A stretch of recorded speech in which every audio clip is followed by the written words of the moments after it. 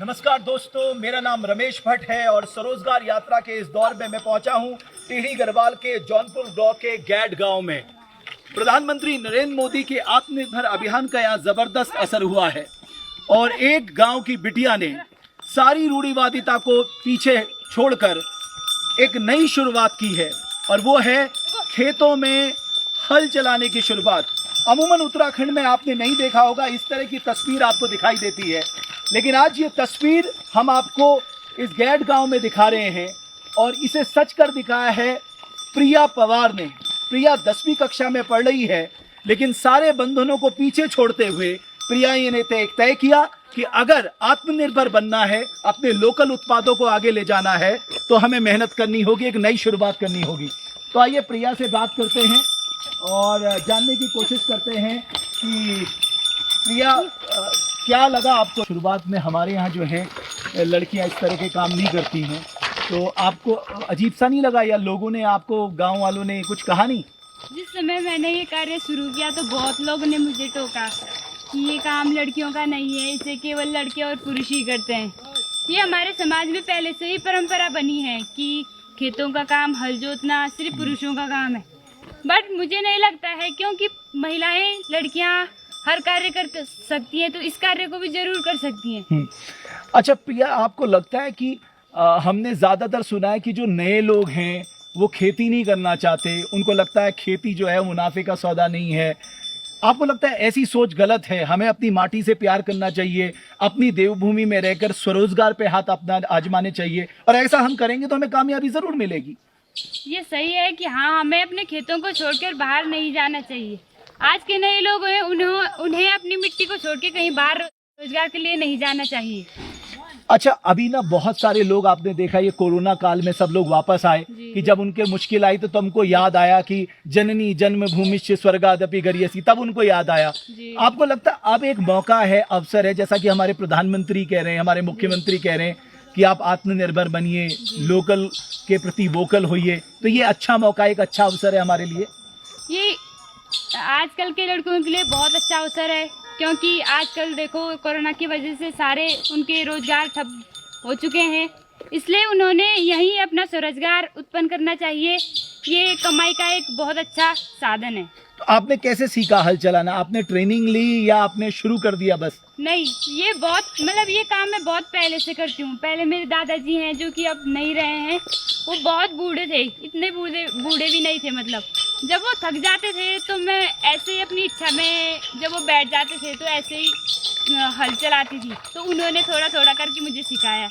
और अब मेरे पिताजी हैं जो मुझे मतलब सिखाते हैं कि इधर से क्या क्या करना है, क्या नहीं, तो उन्होंने ही मुझे मतलब इसके बारे में सिखाया। अच्छा, प्रिया नौकरी के लिए बाहर जाएगी या प्रिया यहीं रहकर अपना स्वरोजगार करके कुछ काम शुरू करेगी? नहीं, मैं यहीं रह के अपना स्वरोजगार उत्पन्न करूंगी और दूसरों को भी प्रेरणा दूंगी कि अपनी भूमि को छोड़कर कहीं बाहर ना जाएं।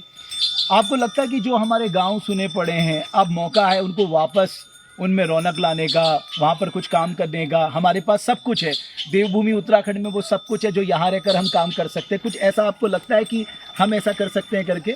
जी, यहाँ रहकर मतलब हम अपने पहाड़ों को दोबारा, जैसे पहले खाली पड़े थे, कोई गांव में कोई बच्चा नहीं दिखता था, आजकल कोरोना में देखो पूरे गांव, पूरे पहाड़ भरे पड़े हैं लड़कों से, और वो भी मेहनत कर रहे हैं, अपना स्वरोजगार ढूंढने के लिए इधर उधर भटक रहे हैं, कुछ नया प्रयास कर रहे हैं। अच्छा, हमारे मुख्यमंत्री जी ने एक मुख्यमंत्री स्वरोजगार योजना शुरू की है, आपको लगता है उसका फायदा उठाना चाहिए लोगों को? इसका फायदा जरूर उठाना चाहिए, जैसे आजकल लड़कियां आई, उन्होंने इसका पूरा फायदा उठाना चाहिए।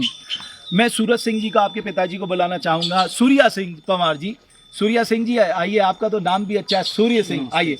मुझे बड़ा अच्छा लगा कि आप एक ऐसे पिता हैं जिसने अपनी बेटी को प्रोत्साहित किया हल चलाने को।